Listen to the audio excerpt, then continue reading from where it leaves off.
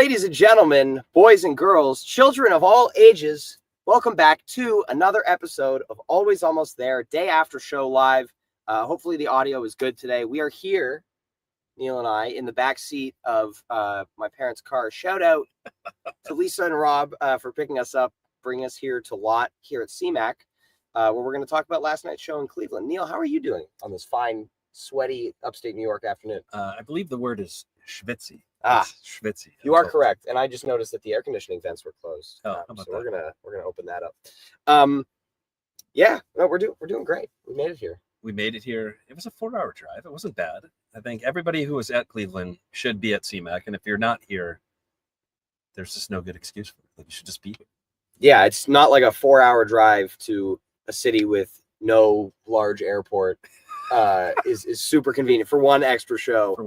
Yeah, super convenient. But yeah, I mean, we're excited for tonight. It's gonna be good. I heard great things about this venue last year. It seems like it's great, and I think it's gonna be pretty packed tonight. It's 15K capacity. I'm pretty sure like the pavilion is like tickets are hard to come by. I'm sure the lawn will be pretty full. Yeah. I wonder what the final number is. I don't know. I'm gonna stretch out on the lawn hopefully at some point. Oh. Just kind of stare at the sky. Maybe take a nap before the show. Who knows? There we go. The possibilities are endless. Yeah. If you see Neil napping on the lawn, step on his fingers. Yeah, there you go. Yeah, there we go. All right. Well, let's excuse me. Let's talk about last night. We had a bit of a weather incident before the show last night. If you were at the very top of the edges of the venue where the tent didn't totally cover, you got wet. And even if you were a little inside the cover because of how hard it was raining, you got wet. But there was about an hour of torrential rain before the show. I'm very happy that we decided to go in right at doors because it was just starting to rain, and we were like, let's. Yeah, I'm not usually a go in long before doors guy, and last night absolutely paid off. Yeah. Although that venue, very poorly designed. So there's a tent covering the venue, but it doesn't cover all of the venue. Yeah. And the bleachers kind of cascade down from behind or outside of the tent area.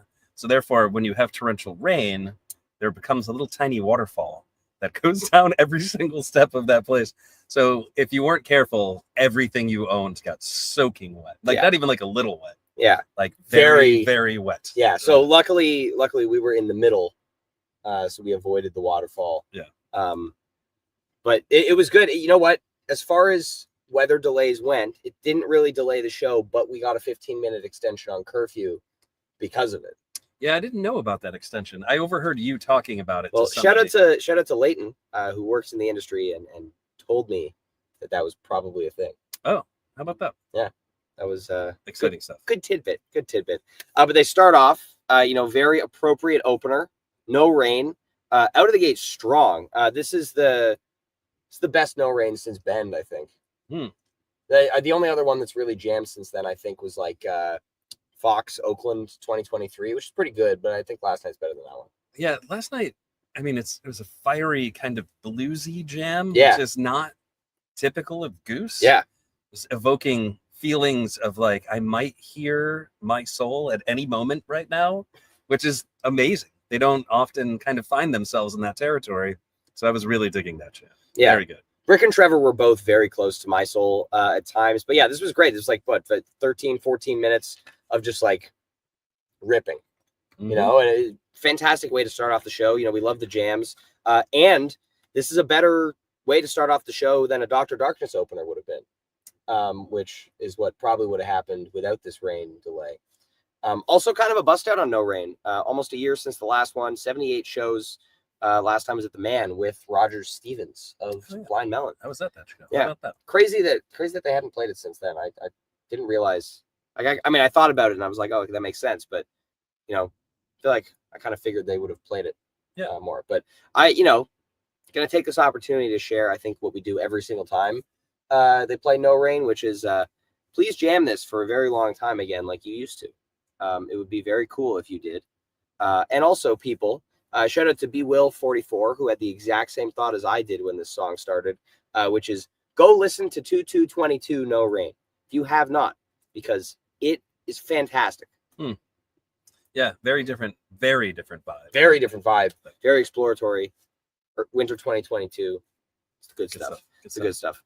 So second show in a row with an obscure cover opening the show, making those calling the opener, throwing them for loops. Nobody's winning slaps in Cleveland. Well, it's exposed a bug in the Fantasy Goose platform. Like, it's never really encountered a situation where nobody picks the first song. Yeah. When 2 shows in a row, nobody actually picked the first song of everybody that played. That's fine. Of the 150 or so submissions each night. So, yeah, interesting. So maybe we get back on track. Maybe we just play covers to start the show for the rest of the tour. I don't know. Bring on the half step opener tonight. Let's go. Let's see what happens. What if they? I'm just trying to think of open with Shamma tonight. First set continues. Dr. Darkness, Flow Down, How It Ends. Not a ton to say here other than Flow Down has been really cool. Every version has had something interesting in it this summer, which I like because, Flow Down is, we often critique the song. But I feel like it often is just like Rick and Peter noodling around for 5 minutes, then they play the song. And so now you've got they're doing some of this dissonant stuff. And last night I felt like maybe it was going to get jammed out for a second. Yeah. I mean, to some degree or another, that is a jam, is it not? Well, sorry. Yeah. By jammed out, I mean go outside of just Flow Down, because Cotter's also varying his playing, so it's not just the straight ahead, snare rolling or whatever you want to call it. Yeah. But yeah, I mean, this was a good way to keep the first set going, and then you love How It Ends. We all love How It Ends, but How It Ends guy. Such a vibe. It's so good. It's makes you feel good. I mean, lyrics are deep, make you think about life in general. Yeah. And it's kind of like a tearjerker. I don't know. It's good stuff. Just Rick's solo is always very emotional. Yeah. Which I really like. He puts a lot of feeling into that.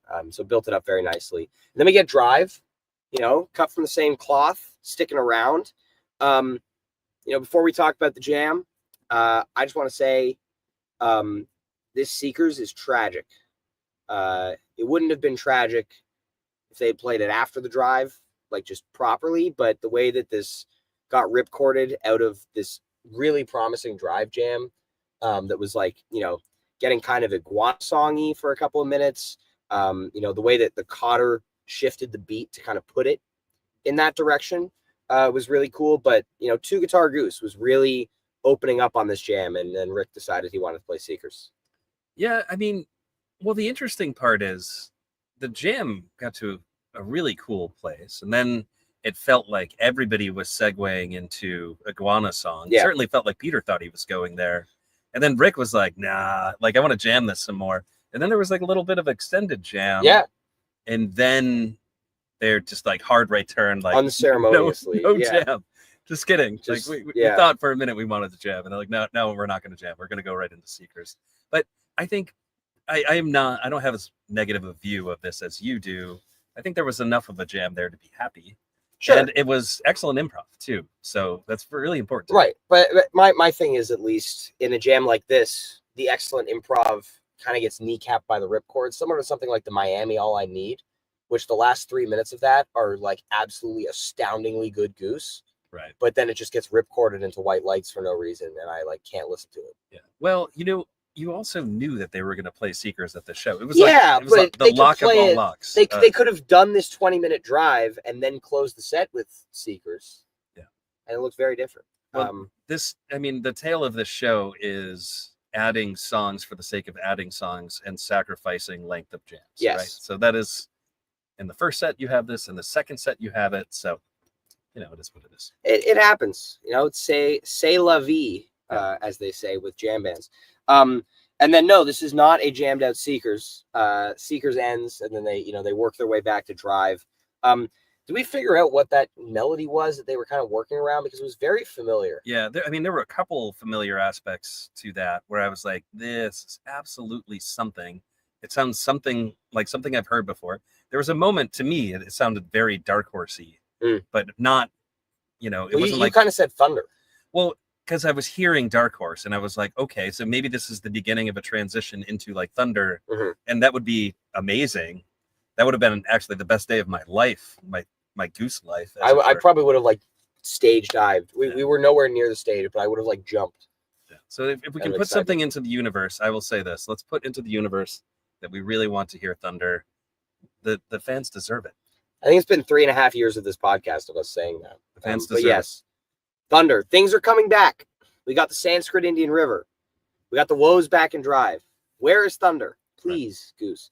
But yeah, cool kind of bread of the sandwich, if you will, in the drive.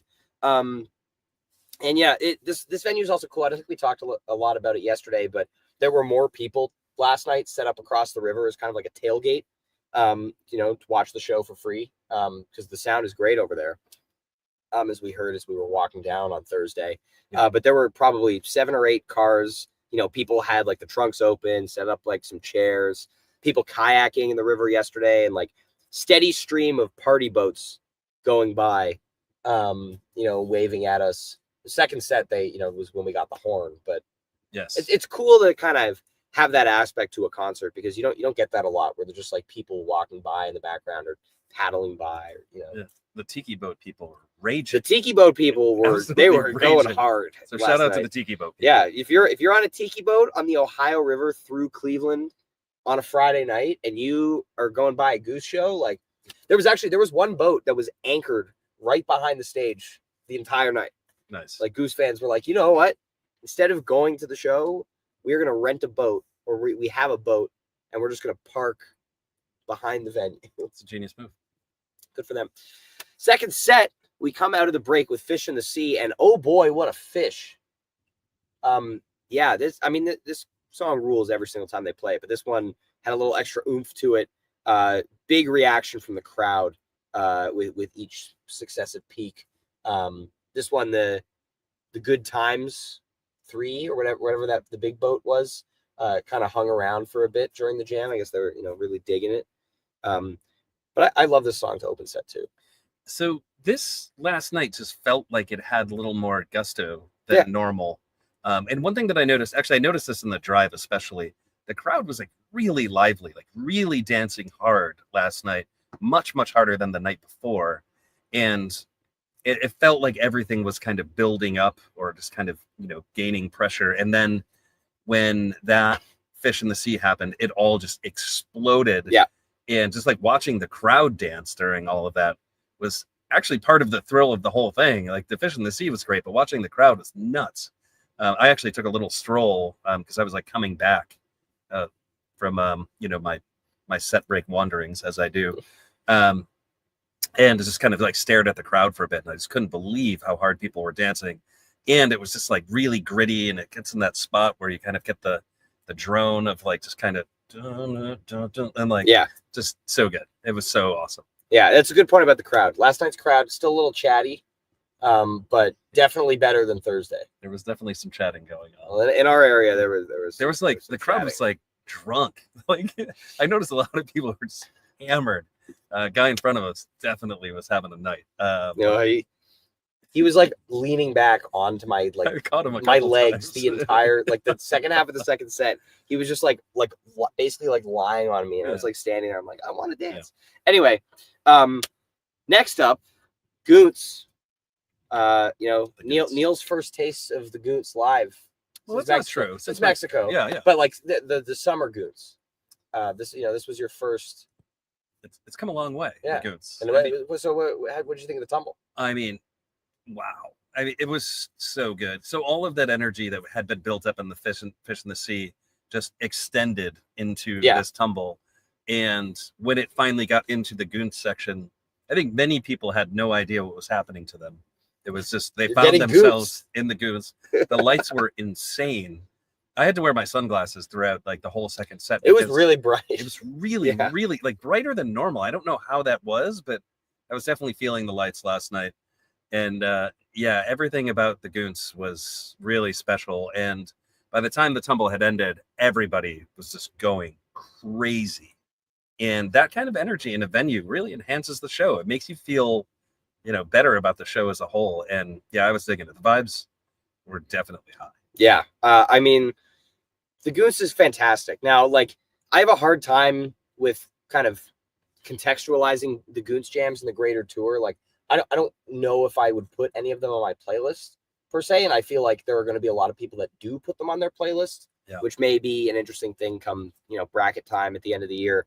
But I'm curious your take on that. Like, do you just see it as like this is a really sick thing that exists outside the Jam of the Year sphere of music? I don't look at it that way at all. No, I no, think, but are you going to put some Goons on your playlist? I mean, I think I would be surprised if the year ends and there aren't some Goonsy things on my playlist. I think there have been some Goons jams so far that are a little bit challenging. Yeah. Last night was a little bit, but still kind of, I think the problem is that, Dylan and I were talking about that earlier from Dylan, and, the arpeggiator like kind of forces the jam to stay in a lane. Correct. And like, that's the trouble with it. So if we're talking about like deep improv, I think they're learning how to do that. But I will say this, every single time they kind of do the Goons now, it gets better. And well, actually, I think, the Empress from the other night, I think that's one that may land on my playlist. I haven't listened to it enough yet because it disappeared. I think it's back now. No, it's back. There were some audio issues. Yeah.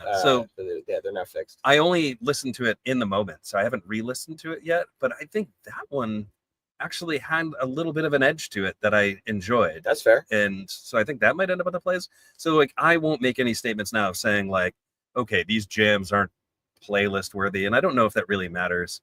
And I think if folks throw those on their playlist, then they can put them on their playlist. Everybody gets to choose. Fair enough.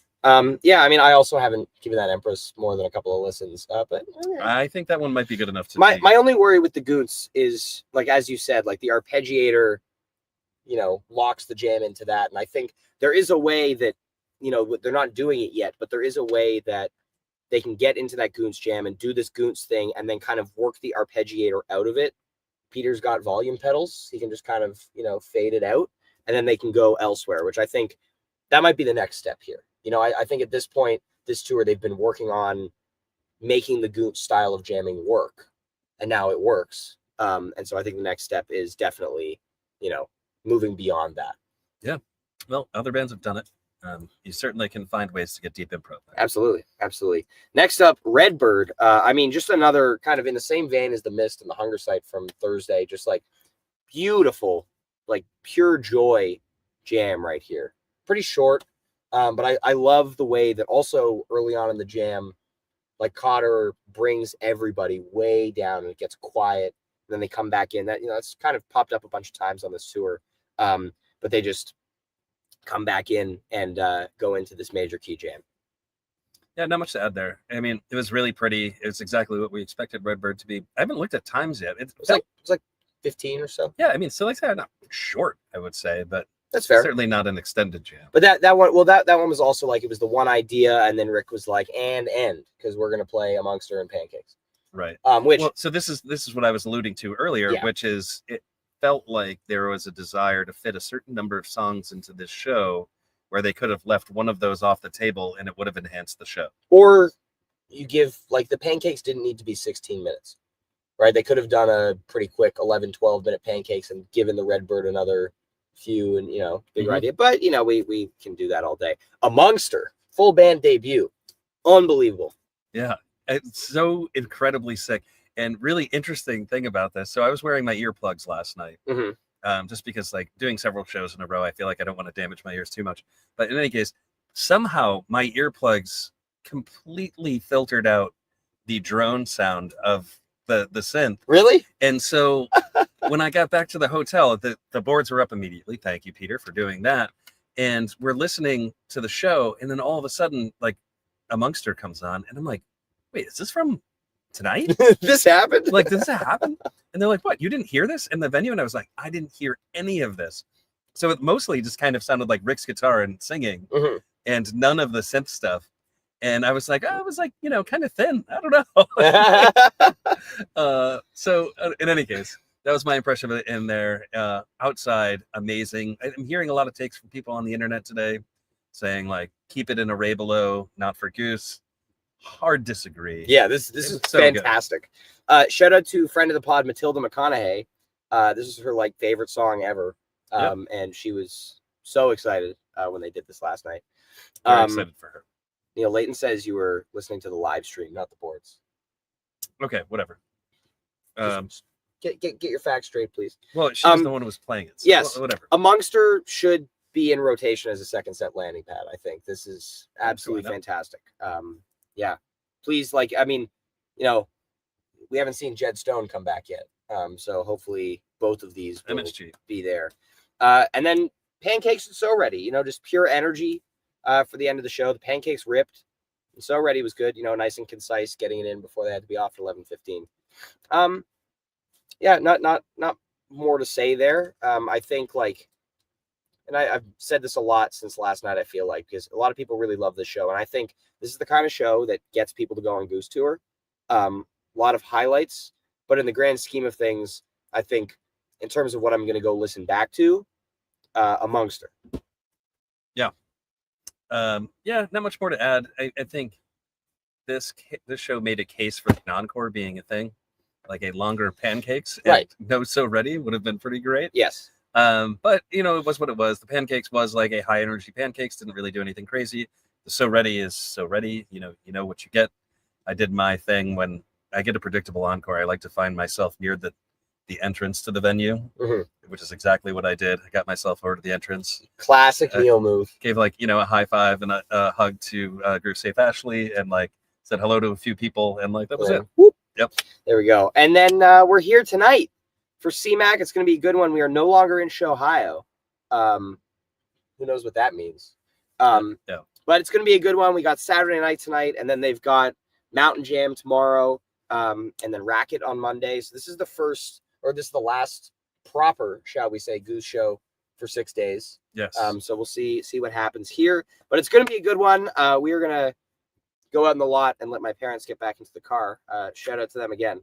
But thank you, everybody, for joining us on this Saturday afternoon.